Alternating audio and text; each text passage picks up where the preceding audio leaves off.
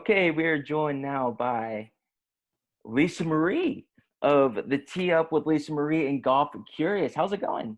Good. Thanks for having me on today. Yes, absolutely. Really excited for this, Lisa Marie. We're here in Texas and Houston. You're based in the Houston area as well, so it's definitely awesome to get some local golf talent celebrities on the show as well. So thank you a lot for coming on. We really appreciate it. Definitely. H-Town represent. That's right. No doubt. And I'm pretty excited that the PGA Tour, one of the first stops is at least in Texas hmm and over at Colonial. So hopefully I'm going to try to see if we can get some media passes, see if we can go up there since they won't have fans. Well, there you go. So Okay. Well, if you do, you have to let me know. absolutely, for sure. So Lisa, we really just want to start off and tell people more about yourself, more about your background in golf, and how did you get to the point where you're at now? Yeah, sure. So I started playing golf when I was 12 years old. My dad actually got me into the game. He introduced me into the sport. He took me out to the driving range when I was in eighth grade and basically told me what to do, how to line up to the ball and how to swing. And I was just a natural at it. I was really good. And think I kind of shocked him a little bit. He's like, oh, you're, beginner's luck. So he took me out there a few more times and I still hit the ball really well. And he convinced me to try out for my junior high team, which the tryouts were like a week later. And I knew literally nothing about golf. I just knew how to swing a club at the driving range. And so to my surprise, I actually made the team. And I was like, well, I guess I got to learn, about the sport now that I'm on a team. And that's how I got into golf. So my coach in eighth grade really taught me everything to get me into playing more and being more comfortable because I really knew nothing. And then I went on to play actually for my high school team. I played for Katy High School. But I was never really serious about making a career out of it. Had you told me 10 years ago that I'd be doing what I do now, I probably would have just laughed. But I've always loved golf. It's always been something that's been kind of personal to me that I do for my time, just to kind of, unwind or do for fun with friends. It was not anything that I ever pictured myself doing as a career. After college, I got married and I started a family. And I didn't play for a long time, but then I actually went through a divorce when my son was 1 year old. And then that gave me some free time every other weekend where I didn't have my son and I had absolutely no idea what to do with myself. So I decided to pick the sport back up and I started going back out there and playing again. And I was playing with an old teammate from my high school team, and he was a member at a country club out here in Katy called Falcon Point. So we would go out there and play a hmm lot. There's a And lot of so water on that golf course. every single one but one hole. I Yeah, can't remember which 17 out of one it is. 18. Like, come Yeah. on. That's It's a very crazy. hard course. So yeah, Yes. it was very difficult. So it got me so addicted into playing again because I just was so focused on wanting to get better. I decided to start an Instagram and just kind of post my journey of me getting back into golf. And I've always been a natural at it. So I picked it up pretty quickly again, but I was definitely rusty. Mhm. But I just threw myself into playing every chance that I could get and was posting about it on Instagram. And at this time, there was hardly any girls on Instagram that played golf. So I think I just became popular very quickly. Mhm. Paige Renee or Paige Spariak, she kind of paved the way for female golfers on Mhm. Instagram. She had just became real famous right before I started posting on Instagram. And there was a couple other girls who all over the United States that was also doing the same thing. And we actually ended up teaming up together and making our own Instagram account. It was called Women with Drive. And we would Oh, just great. feature different women playing the sport. And that actually blew up. It got really big. And then we had about 160,000 followers. I mean, this was 5 years ago. I'm sure it's a lot more now. That's great. Thanks. Yeah, and then we started doing memberships with women, recruiting women all over to get into the game and help grow the game for the women's side. And we had at one point over 1,000 members, That's just awesome. alone. Yeah, and so I feel like that's kind of what made IG blow up so much with Instagram golfers, and now I see it all over the place, and it makes me so happy. So my dream and my goal was to actually go pro at this point. Hmm. So I was training for that, and I did have some distractions come along the way with the popularity and the fame that came with it. So I ended up getting a TV show that I did. And so I kind of put playing on the back burner to start a TV show. And I had a TV show called Tee Up with Lisa Marie. And that was filmed all around Texas. But we stopped doing production after Harvey hit because all the golf courses were underwater. And so we Right. just took a break from it then. But while And I was, just and real quick on that, I don't think mhm. people outside of this, really the city, even across the state and across the country, people are still feeling the effects of Hurricane Harvey. That Oh, was yeah, 2.5 years ago, and I know Bear Creek here in Houston, they just shut the course down, I and know. It's so sad. which is pretty devastating. And so yeah, that's interesting how that's like a point in time for a lot of Houstonians of before Harvey, after Harvey life. That's very interesting. Yeah, most definitely. In fact, I was thinking about that just today, this morning, about, we just went through Harvey a Hmm. few years ago, and now we're going through COVID-19. And Right. so it's crazy how things can really change whenever something like that happens because, yeah, we stopped production once Harvey hit. And then now with COVID-19, I'm not no longer doing a lot of things that I used to do with golf, and so I'm kind of seeing what direction that puts me down now. But now I do a show. It's a web series. It's called Golf Curious, and it's 1 minute tips for anyone that's curious about getting into the game of golf. And it's our way of trying to grow the game. Hmm. And so that got started 2 years ago. After I stopped production with Tee Up with Lisa Marie, I had met a producer while I was doing the TV show named Scott Wilson, and he's with Okay. Flagstick Films. And he had the idea about Golf Curious, and he pitched it to me. And I loved the idea, and I said, I'll come up to Dallas and we'll shoot some pilots and get a feel for it and see what we think about it. And we've been doing it for 2 years now, and we're getting to a point where we're ready to sell the rights or get it on a network. So we feel Yeah. like we have enough episodes. So yeah, we're just really trying to get the word out there about that. That's great. Yeah, to your point, I've seen a lot of, especially on social media, on Twitter and Instagram, from the ladies' perspective of things to help grow the game. Because from the female perspective, it seems like golf is the old man sport, if you will. And Yep. that's one of the reasons why we started this podcast, Three on a Par, was to show people, hey, you can have fun out there on the golf course. You can, if if if if it's okay, play music. Like for us, we like to blast music out on the golf course, whether it be Oh, for sure. country or gamble a little bit on the golf course. Bottom line, just have fun. And Yeah.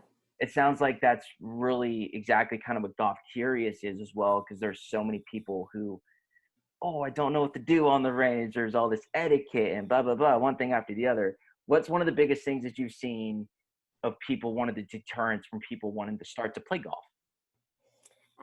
I think a lot of it is just never having um, stepped on a golf course before. They really have no idea what to expect. There's so much terminology and language with golf that can be, I think, a big deterrent. Like, what is pace of play? Like, what Mhm. does that mean? Do I take my time on each hole? Or I think the biggest deterrent, though, is playing with guys. I know, Okay. but that's speaking from a female, Sure. perspective. I don't know how it is for the male perspective, but for a female perspective, I know the biggest deterrent is, most of our guy friends, once they find out we have interest in playing golf, they're like, oh, come out with us. And, and it's just kind of embarrassing. Or say we're dating someone that plays golf and they want us to go out there and play, and you're afraid that, you're going to suck. And I mean, this hasn't been my case.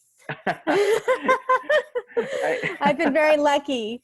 But I just watching and, having female friends that I know have been interested in wanting to play. I've had some girlfriends reach out to me and they're like, hey, I'm dating this guy and he plays golf. Will you give me a lesson? I don't want to look stupid when he takes me out there to play with him. So I think just really the biggest deterrent is, for the female perspective, just looking dumb in front of people. Yeah, it's almost like the embarrassment factor of not knowing what you're doing. And before we jumped on here, I went and watched a lot of the Golf Curious videos. I think they're great. I really do.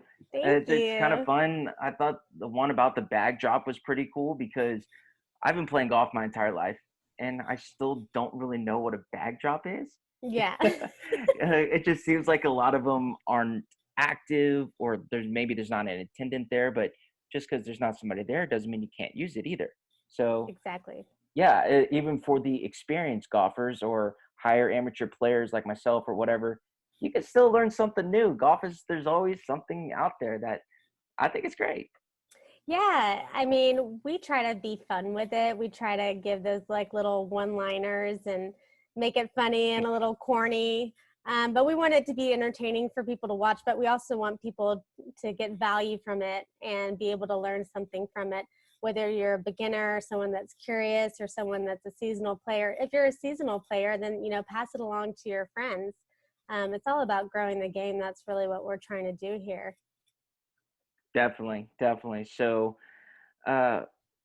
really, Lisa Maria, that's all I got. I love the Golf Curious thing. I think it sounds really good.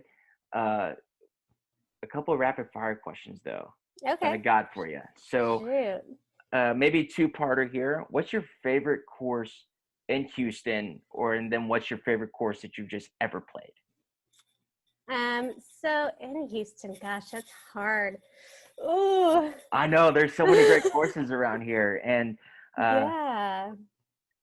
I mean, I have mine, but I'm curious to see what you would say. Yeah, So putting I'm you on kind the of spot. We didn't prep for any of this, or no worries. I love it. I love being put on the spot. So I'm a homebody. Like I like what makes a course a favorite for me is being able to see familiar faces, knowing the guys that work there, and it's close to home. So that's what makes the favorite course for me.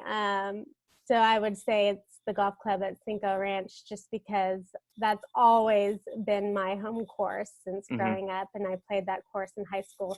I had my very first putting lesson out there when I was 12. So okay, I'm kind of biased. a lot of memories at that golf course. Sounds Yeah, like. a lot of memories. Yeah, which I was telling you before we came on, very much of a love-hate relationship with Cinco. It's from a course perspective in Houston, it's got to be one of the most underrated ones, I would Yeah. think. Like you got Black Horse up in Cypress.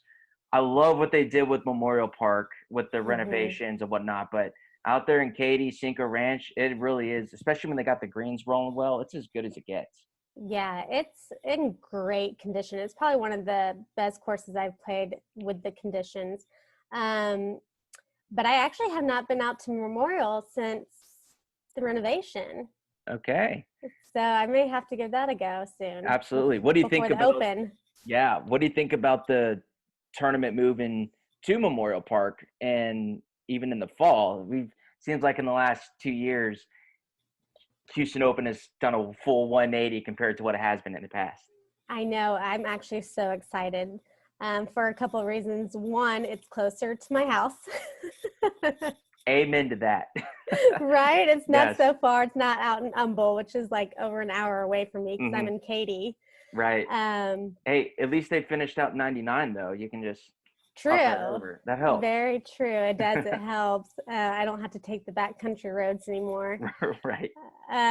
But yeah, no, one, it's going to be closer to my house.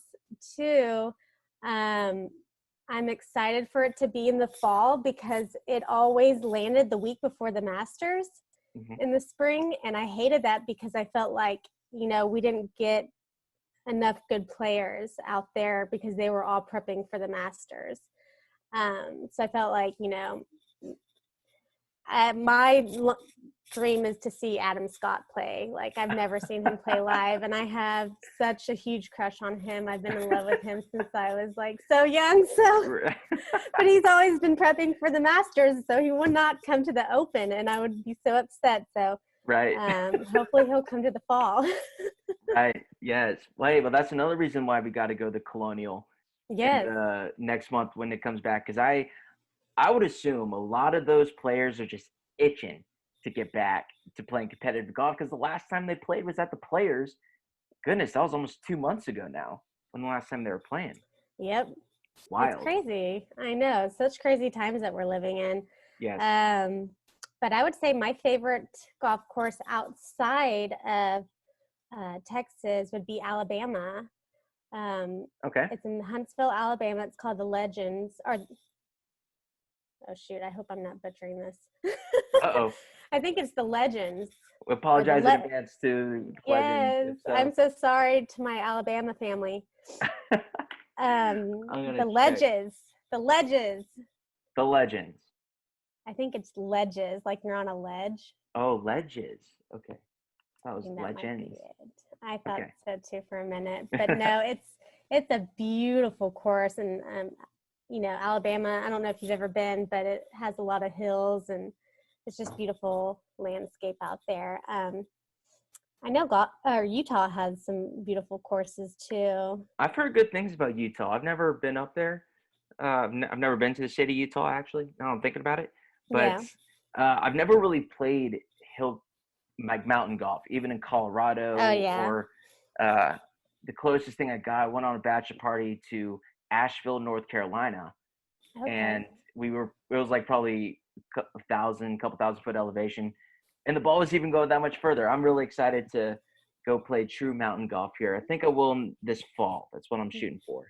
There you go. I know that I went to Cabo last summer, and I got to play a few holes on a really nice fancy course, but I couldn't tell you the name of it because I would butcher the name so bad. It's a Spanish name, but that's probably the most beautiful course I've ever seen. But I can't really speak for experience because I only got to ride along and play a few holes. So I can't say that I really got the full experience playing out there. But Cabo San Lucas, by far, one of the most gorgeous golf courses I've seen.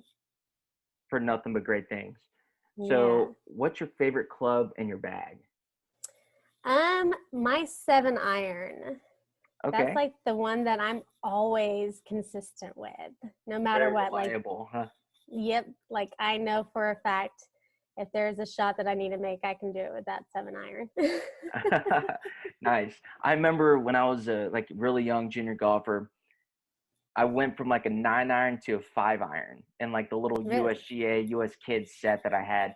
And I remember when my dad got me the 7-iron. 7-iron's been one of my favorite clubs since because I was like, I have like the 7-iron. It's so cool. I don't know. It's the little things like that just stick with you. And so that's your favorite too? Probably my putter is probably my favorite in the bag, but it very much love-hate as relationship too. When it's going great, things are great. When it's bad, it goes to timeout sometimes. So. Let me try to see if I can guess what kind of putter you have. Oh, okay. I don't know if you would guess it. Actually. No? Okay. So Maybe. You're not like one of the fancy new club owners, it's not like a Scotty in your bag? Oh, it is a Scotty, yes. Oh, I got it right. You got it. It was actually a putter. I got a buddy of mine on the tour, and he gave me one of his old putters. Oh, wow. And so it's like straight from the Scotty Cameron factory. It sounds really cool, but it doesn't have there's no line on the top of it.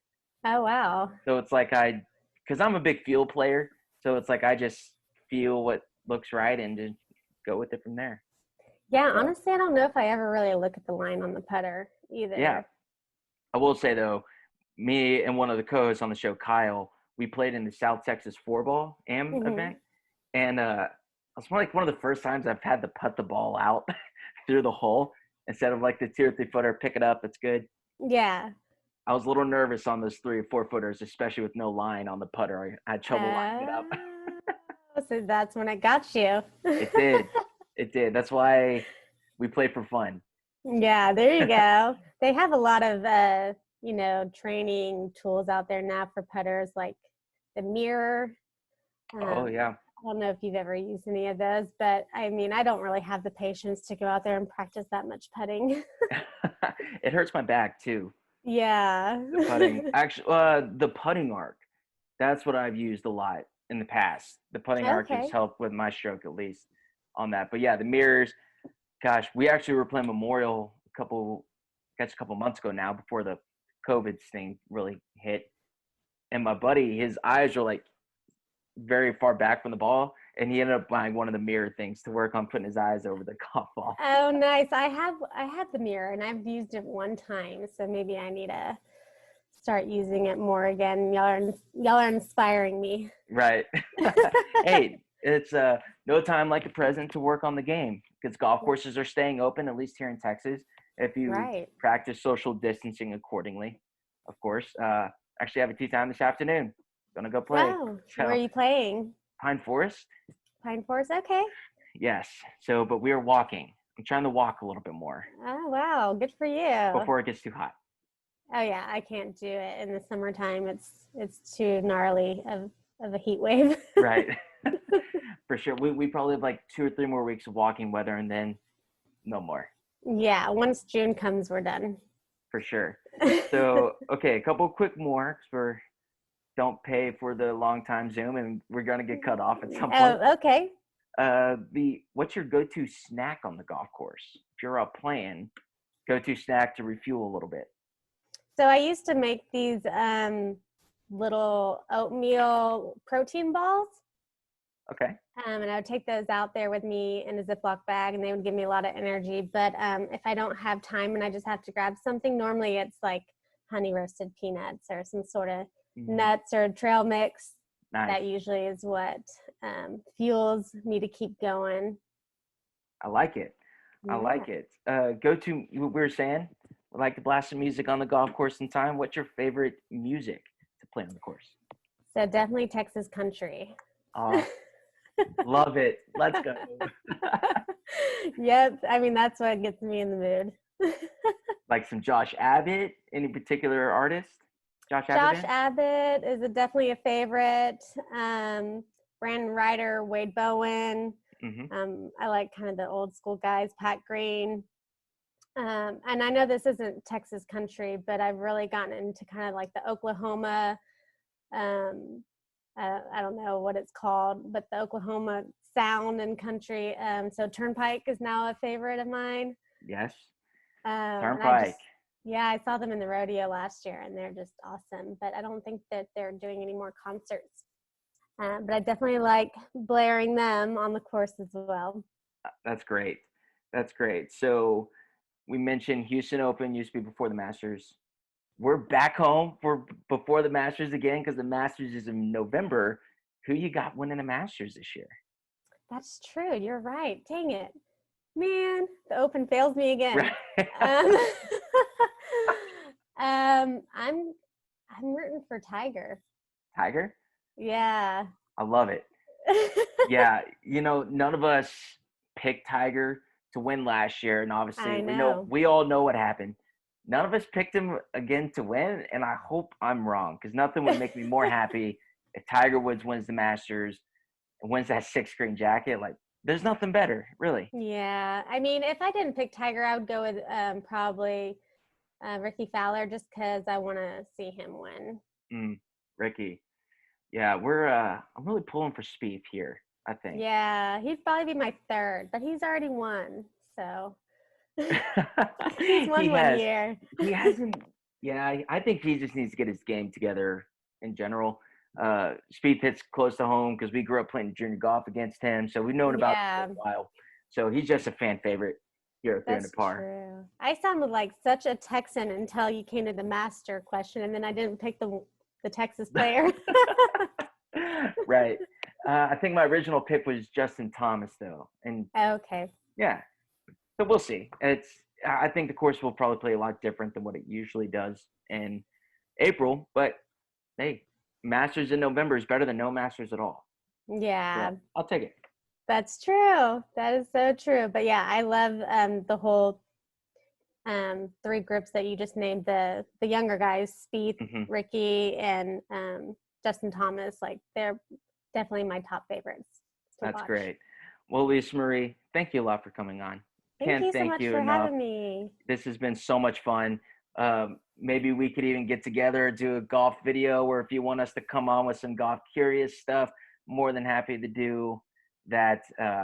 Where can Yeah. people follow you, find out more about golf curious? Because we hear the term grow the game all the time, but I think what you're doing is actually giving you practical things and lessons to learn. So where can people follow golf curious and follow you? Thank you for saying that. And I'm all about, doing a collab together. But they can follow me at Lisa Marie Golf on IG, and you can follow on IG as well, Golf Curious, which is just at Golf Curious. Or you can visit our website, www.golfcurious.com. Perfect. Everybody, go check it out. I'm curious. I'm sure you're curious too about golf, grow the game. Like our big thing is just have fun out there. Whatever it is, Absolutely. if you need to go out, if you want to go out there and crush some beers, listen to some music, uh, just Don't be scared. Just don't watch. be scared. It's okay to try Yeah. it. And Watch our maybe a good 1-minute avenue. tips. Yeah, hashtag no free ads, but go to Topgolf first, or get used to swinging a club, or you know, we're here to help. I got time. Recently went on furlough myself, so I got time Yep. to do this. So no, this has been great, Lisa Marie. Thank you again for coming on, and we'll see you soon. Thanks so much for having me.